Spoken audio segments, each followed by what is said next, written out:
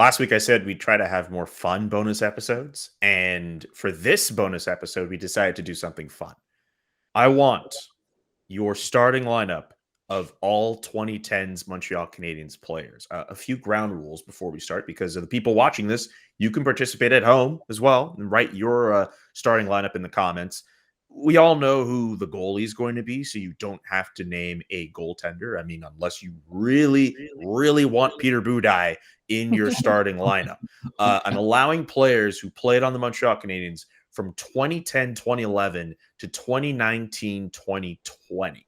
Just at the start of the decade over till about the end. And, I guess it can kind of bleed into the next one, but I'm going to start exclusively from 2010, 2011 to 2019, 2020. I just want to give a shout out to Aaron Chigelski, who works on the production team for this show, who added Nick Suzuki to her team. So she took advantage of the fact that you can add guys who played in 2019, 2020. So he had a pretty decent rookie season with Montreal Canadiens. So you know what? That's fine.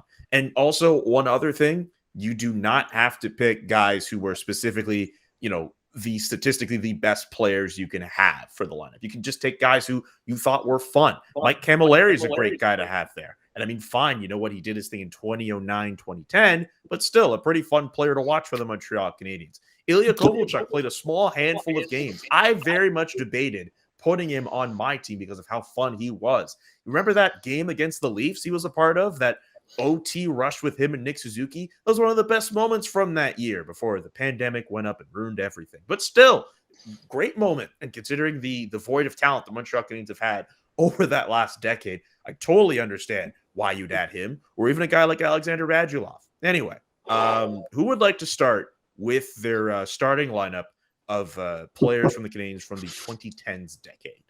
I'll start. I'm reuniting Max Pacioretty and David Desharnais, that duo that was able to find success for many years.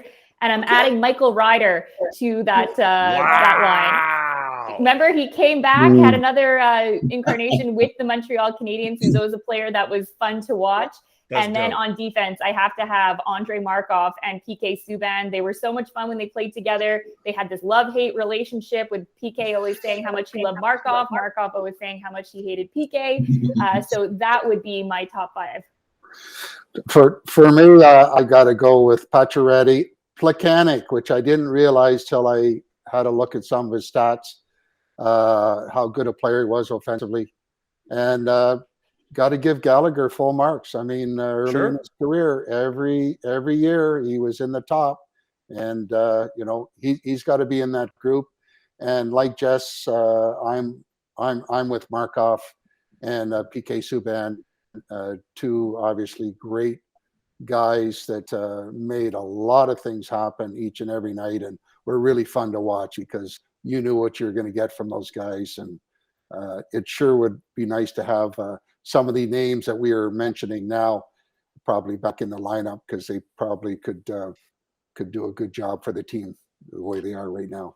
Yeah, Markov and Subban, I think, are as obvious as Carey Price. Pretty big locks out of defense. And as you said, helping the team now, Mitch Melnick on TSN 690 radio brought up an interesting thing a little while ago, saying, why don't they bring PK back? It's at the end of his contract. Oh, it's a season going nowhere. Open that Pandora's box. Fans loved him.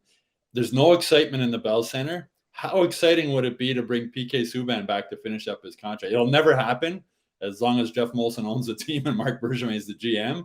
But when Mitch brought it up, I just thought, it's entertainment and you want to sell tickets. And you go to the Bell Center, you see a lot of Suzuki shirts, you see a lot of Caulfield shirts, but you still see an awful lot of PK Subban sweaters in the Bell Center, even now. It's so long that he's been gone. It'll never happen. But I just thought when Mitch brought it up, I thought, that would be a pretty cool thing to see PK come back and play in Montreal again. All right, who are your forwards? Well, my forwards are Max Pacioretty, left wing is pretty obvious. And, I went to Danault at center, but I leaned towards Desharnais because Desharnais didn't get the respect here he deserved. He got dumped on because he wasn't a legitimate number one center, but they had nobody else. Geez, the Habs don't have a center. Geez, what a shock that is. They have weakness at center. And he did well. And Pacioretty and other guys talked about how much they liked playing with him. I mean, David Desharnais was a good little hockey player, a kid who never drafted, played in the ECHL. I have a lot of time and a lot of respect for David Desharnais. He ask Max Pacioretty about David Desharnais. And then on right wing, Rick's right. You got to go with Brendan Gallagher, but Radulov, he only played 1 year here, but man, he was fun. He was just so much fun to watch. He was fun on the ice. He was fun off the ice. My favorite Radulov story was when Max Pacioretty had a Christmas party at his house, and Radulov came over and he was taking out his teeth to scare the kids and everything.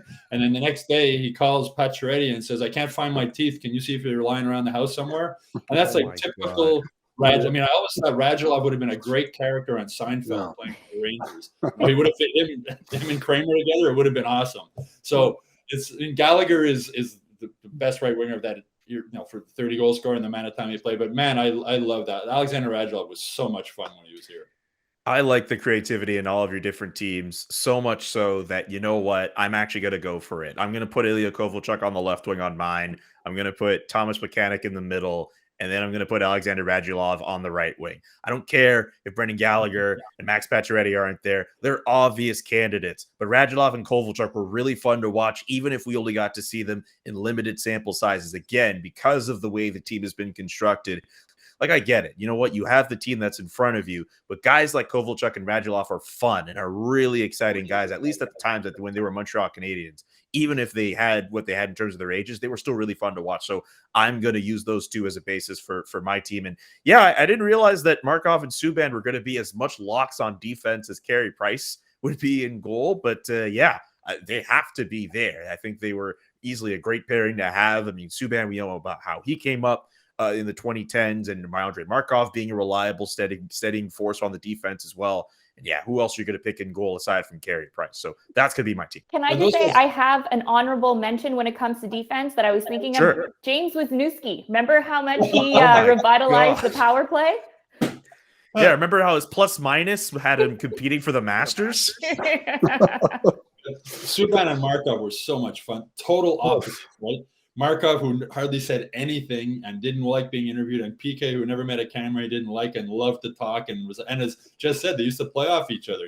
I love Markov. I hate PK. They got along great, and they helped each other, because at that point in Markov's career, he had slowed down, and there was nights they'd dump it in Markov's corner, and PK would cut across and go get it for him, and they worked so well together. So it's Markov wanted to finish his career with the Canadiens, so give him a call. Bring both of them back maybe to finish the season. Really give the fans something to be excited about.